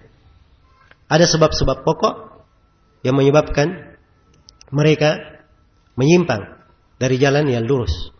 Ya. Di antara sebab tersebut yang pertama adalah mengkiaskan perbuatan Allah subhanahu wa ta'ala dengan perbuatan hamba. Iya. Jadi kalau Allah menakdirkan sesuatu dia kiaskan. Kalau Allah menakdirkan begini, wah itu artinya begini. Iya. Itu artinya begini. Kalau Allah menakdirkan kemaksiatan, itu artinya Allah cinta kepada kemaksiatan. Ya. Sebab si hamba ketika dia berbuat maksiat, ya, maka ini tidak cocok si hamba berbuat maksiat. Kalau begitu tidak pantas kita katakan bahwa Allah menakdirkan apa? Maksiat. Akhirnya mereka karena mengkiaskan perbuatan makhluk dengan perbuatan Allah, jatuhlah mereka di dalam apa? Jatuhlah mereka di dalam penyimpangan. Iya. Jatuhlah mereka di dalam penyimpangan. Iya, dan ini bahaya yang sangat besar. Bahaya yang sangat besar. Nah, dan tidak boleh sama sekali seorang mengkiaskan, menyerupakan Allah subhanahu wa ta'ala dengan makhluknya. Iya, karena Allah telah firman, "Laisa kamitslihi syai'." Allah tidak serupa dengan suatu apapun. Ya, dan Allah firman, "Hal ta'lamu lahu samia?" Apakah kalian tahu ada yang sebanding dengannya? Tidak boleh dibandingkan dengan apa? Dengan makhluk. Maka ini penyimpangan yang pertama. Jangan ada yang masuk ya di dalam menyamakan, mengkiaskan. Ya, seperti itu dengan perbuatan makhluk. Kemudian yang kedua dari sebab penyimpangan, ya, dari sebab penyimpangan adalah ya, menganggap baik dan jelek sesuatu itu dengan akal sendiri. Iya. Dia anggap sesuatu itu baik kalau baik menurut akalnya sendiri. Iya. Dan dia anggap sesuatu itu jelek kalau itu jelek menurut akalnya. Ya. Sehingga dia tolak ketentuan-ketentuan syariat. Dia tolak ketentuan-ketentuan syariat. Iya. Maka ini penyimpangan yang mengantar seorang, ya, atau ini adalah hal yang bisa mengantar seorang ke dalam penyimpangan di pembahasan takdir. Nah, akal betul punya fungsi, bisa memahami, bisa mengerti, ya, bisa dipakai mencermati, bisa dipakai bertadabbur. Ya, tetapi akal bukanlah hukum terhadap apa? Terhadap nas-nas syariat. Tidak menghukumi Al-Quran dan As-Sunnah. Dia tunduk kepada ketentuan Al-Quran dan As-Sunnah. Akal bisa memahaminya. Iya. Tapi mereka di sebagian kelompok yang menyimpang, ya, dari kelompok Jabriyah maupun Qadariyah, mereka memposisikan akal bukan pada tempatnya. Kelompok Qadariyah, akal itu paling ditinggikan. Apa yang menyelisih akal, akal yang didahulukan. Ini kelompok apa? Kelompok Al-Qadariyah. Ya, adapun kelompok Al-Jabriyah, akal sama sekali tidak dipakai. Sama sekali apa? Tidak dipakai. Sebab mereka meyakini bahwa hamba itu kalau dia berbuat, bergerak, berkehendak, itu hakikatnya perbuatan Allah, kehendak Allah Subhanahu wa taala. Karena itu akal mereka tidak pakai. Dan ini dua kelompok yang menyimpang. Yang pertengahannya adalah jalan ahli sunnah. Adalah jalan ahli sunnah. Bahwa segala sesuatu ditentukan dengan syariat. Iya. Tapi akal bisa memahami. Ya. Akal bisa memahaminya. Dan dalil Al-Quran dan Sunnah itu tidak bertentangan dengan akal yang sehat. Tidak bertentangan dengan akal yang sehat. Nah, ini dasar pokok. Ya, kalau keluar dari dasar ini akan menjatuhkan ke dalam apa? Pintu penyimpangan. Kemudian yang ketiga, dan ini yang ketiga di antara hal yang sangat penting sekali. Sebab ini dari sumber penyimpangan di pembahasan takdir. Ya, tidak membedakan. Ya, apabila seorang tidak membedakan dua jenis iradah yang merupakan sifat Allah Subhanahu wa taala. Allah disifatkan dengan sifat iradah, Maha berkehendak. Ya, dan kehendak Allah Subhanahu wa taala itu ada dua jenis. Ada iradah kauniyah dan ada iradah apa? Iradah syar'iyah. Iya, kalau nama lengkapnya iradah kauniyah qadariyah dan iradah syar'iyah diniyah. Syar'iyah diniyah. Tapi kalau kita globalkan ada iradah kauniyah dan ada iradah apa? Syar'iyah. Iradah kauniyah adalah iradah yang bersifat apa? Bersifat penciptaan, penakdiran. Iya, bersifat kauni. Nah, iradah kauniyah ini adalah kehendak Allah yang pasti harus terjadi. Hal yang harus apa? Terjadi di tengah makhluk. Ini iradah kauniyah. Iya. Dan apa yang Allah kehendaki dari iradah kauniyah, dia pasti terjadi. Ya. Ini mungkin dicintai, mungkin tidak dicintai. Ya. Karena itu Allah kehendaki iblis dicipta. Iblis diciptakan. Ditakdirkan dia ada. Dan ini kehendak Allah pasti terjadi. Karena itu iblis ada. Ya kan? Ya. Tapi apakah Allah cinta kepada iblis? Jawabannya tidak. Jelas ya? Kalau begitu, ya. Apa yang dikehendaki dari iradah kauniyah itu tidak mesti apa? Dicintai oleh Allah Subhanahu wa taala. Ya, kalau ada yang bertanya, ya, kalau tidak dicintai kenapa diciptakan? Ya. Kenapa ditakdirkan? Nah, ini kembali lagi pembahasan yang telah saya terangkan tadi ya. Bahwa Allah Subhanahu wa taala menakdirkan sesuatu memiliki apa? Hikmah di sisinya. Memiliki hikmah di sisinya. Baik. Jadi ini iradah kauniyah. Ya. Dan iradah kauniyah itu kadang Allah ciptakan sesuatu ya, karena ada kaitannya dengan yang lainnya. Ya, dimaksudkan untuk selainnya. Ya. Diciptakan iblis, adanya Firaun, ya, menjadi kebaikan untuk yang lainnya. Bagi hamba-hamba yang salih, yang berhasil menghadapi syaitan, menghindari gangguannya, bertambah tinggi derajatnya. Ya. Nabi Musa dan kaumnya yang menghadapi fitnah Firaun, ya, mereka mendapatkan pahala kesabaran, ya, mendapatkan pahala gangguan di jalan Allah dan mendapatkan apa? Keutamaan-keutamaan yang lainnya. Andai kata tidak ada Firaun, ini tidak akan didapatkan. Jadi ada hikmah-hikmahnya. Ya, jelas ya, iradah kauniyah itu kadang tidak dimaksudkan pada zatnya. Dicipta, ditakdirkan, dimaksudkan untuk selainnya. Berbeda dengan iradah syar'iyah. Iradah syar'iyah ini kaitannya dengan hal yang pasti dicintai oleh Allah Subhanahu wa taala. Iradah syar'iyah. Iya. Karena itu Allah cinta kepada keimanan. Allah cinta keimanan Abu Bakar As-Siddiq radhiyallahu taala. Allah cinta keimanan orang-orang yang beriman. Allah cinta kepada ketaatan. Ini iradah apa? Iradah syar'iyah. Iradah syar'iyah. Tapi iradah syar'iyah kadang terjadi, kadang tidak terjadi. Iya. Allah mencintai keimanan dan menyuruh manusia untuk beriman. Tapi apakah semua manusia beriman? Ya, ada yang beriman dan ada yang apa? Tidak beriman. Jelas ya? Kalau iradah syar'iyah itu memang dimaksudkan pada zatnya. Memang ditakdirkan oleh Allah karena Allah apa? Mencintai ya sesuatu yang dimaksudkan itu. Yang ditakdirkan tersebut. Ini memang iradah syar'iyah. Baik, kalau begitu saya bisa simpulkan ya, perbedaan antara apa? Iradah syar'iyah dan iradah apa? Kauniyah. Iradah kauniyah itu bermakna apa? Al-masyiah. Bermakna kehendak. Adapun iradah syar'iyah itu bermakna mahabbah, kecintaan. Iya.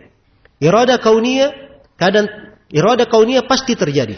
Adapun iradah syar'iyah kadang terjadi, kadang tidak terjadi. Perbedaan yang kedua. Itu perbedaan yang kedua. Perbedaan yang ketiga, kalau iradah kauniyah, ya, kadang Allah mencintainya, kadang Allah tidak mencintainya. Tapi kalau iradah syariah itu pasti dicintai oleh Allah Subhanahu wa taala. Perbedaan yang keempat, kalau iradah kauniyah itu dimaksudkan untuk selainnya. Adapun iradah syariah dimaksudkan pada dirinya sendiri. Jelas ya? Ini 4 perbedaan. Dan mungkin ada, kita bisa uraikan perbedaan-perbedaan yang lain. Cuma insyaAllah ta'ala 4 ini sudah cukup ya. Jadi harus dibedakan. Ya, sekarang ingin saya tunjukkan betapa pentingnya pembahasan ini. Membedakan antara iradah kauniyah dan iradah apa? Syariah. Kita kembali kepada syubhatnya orang-orang Qadariyah. Orang-orang Qadariyah, kenapa dia katakan bahwa perbuatan makhluk perbuatannya sendiri? Kehendak makhluk kehendaknya sendiri, bukan kehendak Allah, bukan ciptaan Allah. Kenapa? Mereka katakan kalau si makhluk ini berzina, perbuatan zina adalah perbuatan keji. Iya. Kalau perbuatan hamba berzina, Allah yang menciptakannya, Allah yang menghendakinya. Berarti Allah menghendaki sesuatu yang apa? Sesuatu yang tidak baik. Iya. Dan Allah tidak mencintai perbuatan zina itu. Jelas ya? Karena itu mereka katakan kalau begitu, ini perbuatan siapa? Si hamba sendiri. Satu, sumber kesesatannya satu ini. Andai kata dia pandai membedakan Allah memiliki 2 iradah, selesai sudah. Jelas ya? Dia katakan bahwa Allah menghendaki si hamba ini berzina. Kehendak apa? Iradah syariah atau iradah kauniyah? Iradah kauniyah. Tidak ada makna Allah, tidak mengharuskan Allah mencintai apa? Perbuatan tersebut. Selesai kan? Ya. Maka demikian. Ya, memang nas-nas syariat itu detail. Dan itulah pentingnya seorang memahaminya dengan pemahaman yang benar. Dengan pemahaman yang benar. Dan ini ada kalimat-kalimat syariah di dalam Al-Quran yang disebutkan oleh Syekhul Islam Ibn Taimiyah di jilid 8 dari Majmu'ul Fatawa dan disebut pula oleh Ibnu Al-Qayyim dalam kitabnya Syifa'ul Alil. Ada belasan kalimat. Ya, terbagi 2 menjadi kauni dan syar'i. Ada kata-kata al-qada, al-amr, al-idhin, ya. Nah, al-hukum, ya, dan sebagainya ya, dari kalimat-kalimat disebutkan oleh para ulama terbagi menjadi 2. Kauni dan apa? Syar'i.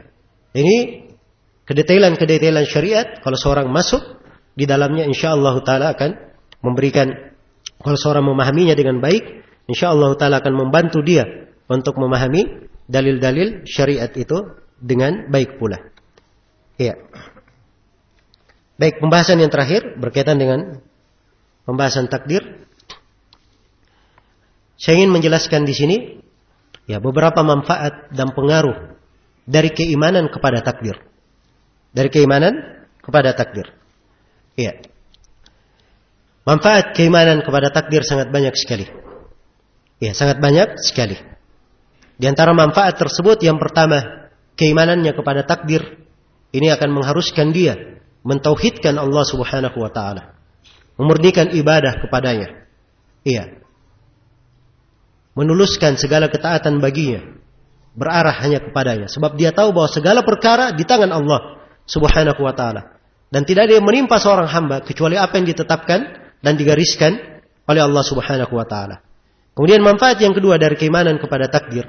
Keimanan kepada takdir ini ada jalan bagi hamba untuk bisa mengikhlaskan ibadahnya hanya kepada Allah Subhanahu wa taala.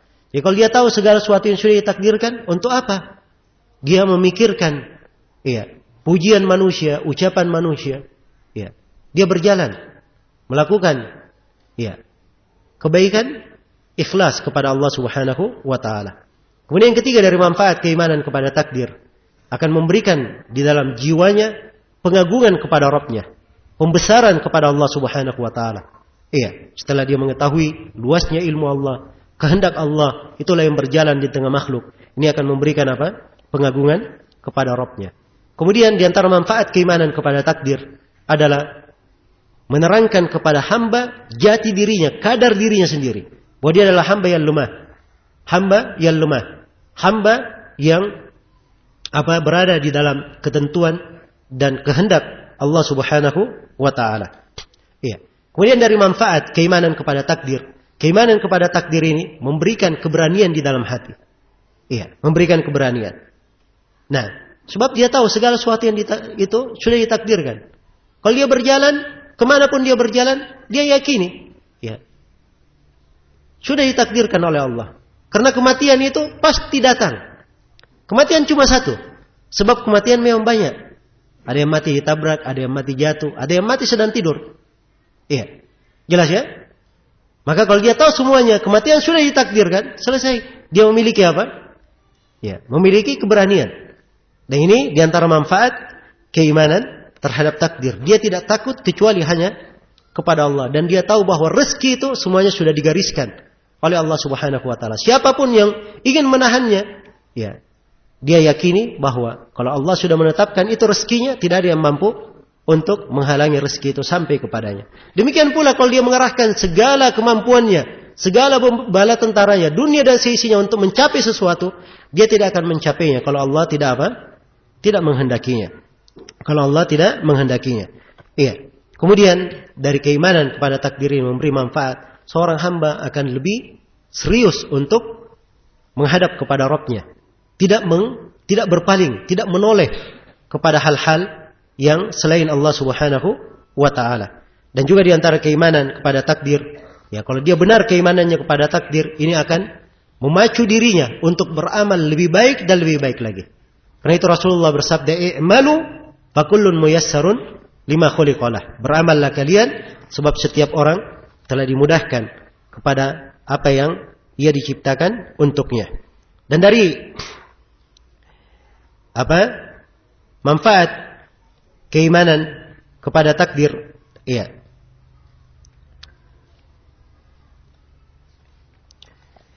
seorang hamba akan selalu memohon pertolongan kepada Allah, memohon pertolongan dan bantuan kepada Allah Subhanahu wa Ta'ala, bersandar kepadanya, bergantung kepadanya.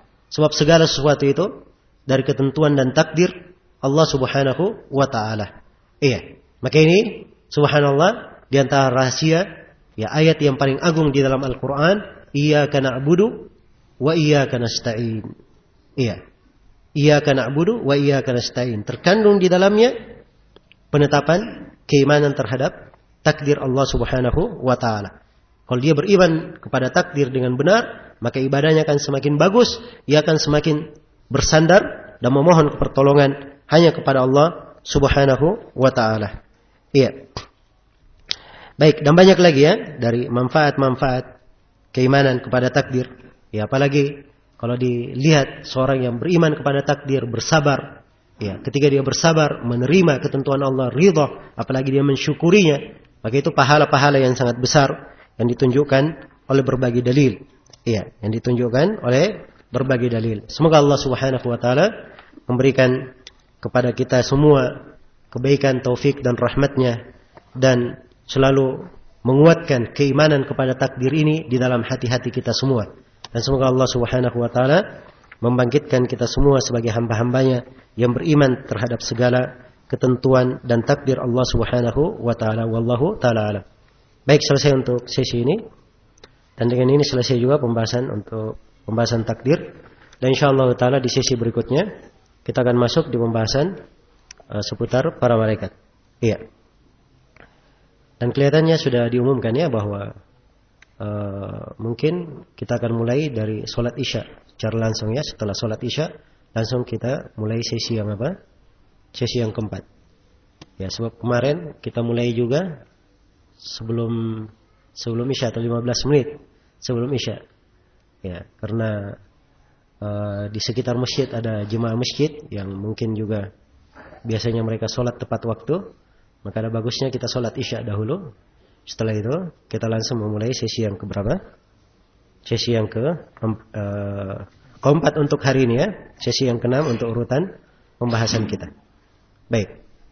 Tapi risikonya itu nanti ada tambahan waktu. Kita tidak berhenti di jam 9. Ya. Tidak berhenti di jam 9. Jadi yang belum makan malam silahkan makan malam dahulu. Ya. Yang lampunya sudah redup-redup, ya boleh dicas dahulu. Ya. Baik. Baik, subhanakallahumma wa bihamdik asyhadu an la ilaha illa anta astaghfiruka wa atubu ilaik. Walhamdulillahirabbil alamin.